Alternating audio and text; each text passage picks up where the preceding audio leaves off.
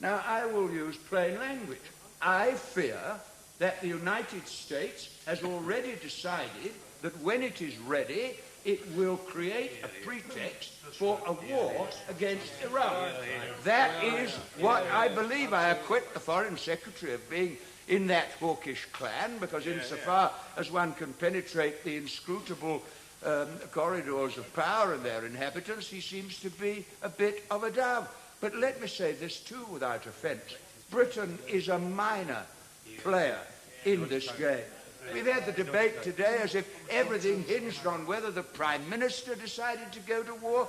The Prime Minister is a minor player in this unfolding tragedy. She decided to go in with the President, maybe because of the transatlantic relationship, the so-called special relationship, as thanks for the Falklands, because she didn't want to get mixed up with the EEC. But she's a minor player.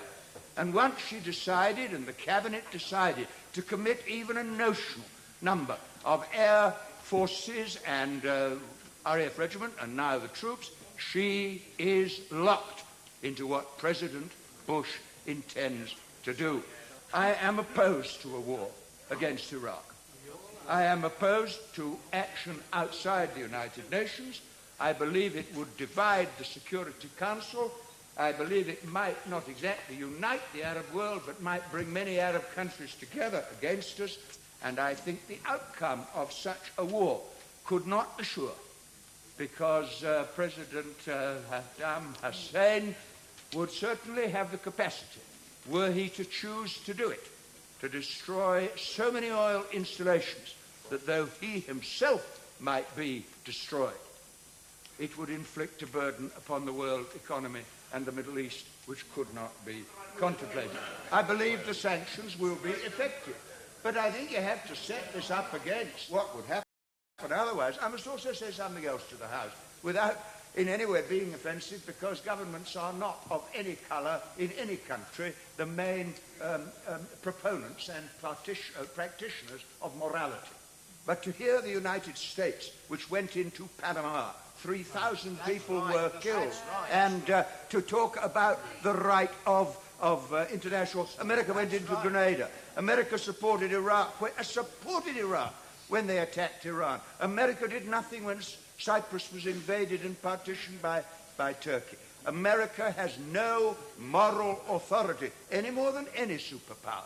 And the same would be true of the Soviet Union about Afghanistan or whatever.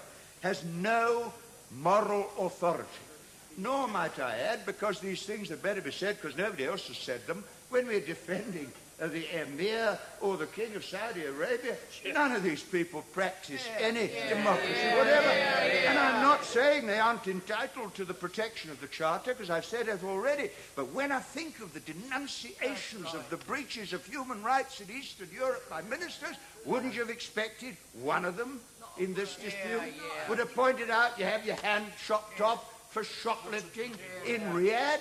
Are we to live in a world where somehow morality is a product of a parliamentary majority? Now, the real issue is this, and everybody knows it, and nobody has mentioned it. The Americans want to protect their oil supplies. I think I'm right in saying not a single member on either side of the House tonight has drawn attention to what the former Attorney General of the United States, Ramsey Clark, said on the radio last night. He said, we forced Saudi Arabia to accept our army there because we wanted to protect our oil. Now, we are experienced as an imperial power. That won't shock the party opposite, not ask it to shock anybody. I'm only asking us to recognize a fact when it stares you in the face. Then there is the arms trade. Now, that has been brought out a bit. I was in Algiers a couple of years ago, and I met a former Egyptian foreign minister who told me they'd just had a seminar in Cairo about the Crusades. And during the Crusades, European arms manufacturers supplied arms to Richard Coeur de Lion and to Saladin. So nothing really changed. The arms manufacturers have made billions of pounds out of selling instruments of mass destruction, partly to hold down these colonial peoples so that the sheikhs will supply the cheap oil, and partly because it's highly profitable to sell arms. Now, I ask the House also to consider this.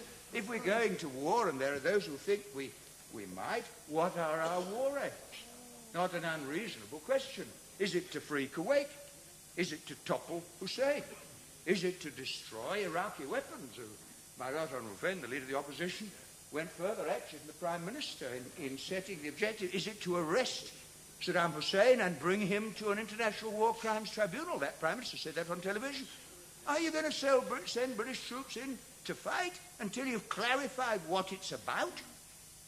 The government has never made it clear. The answer is, it is for the reason I gave. The United States, having helped to arm Saddam Hussein, is determined to bring him down and establish a base. I urge caution, Mr. Speaker.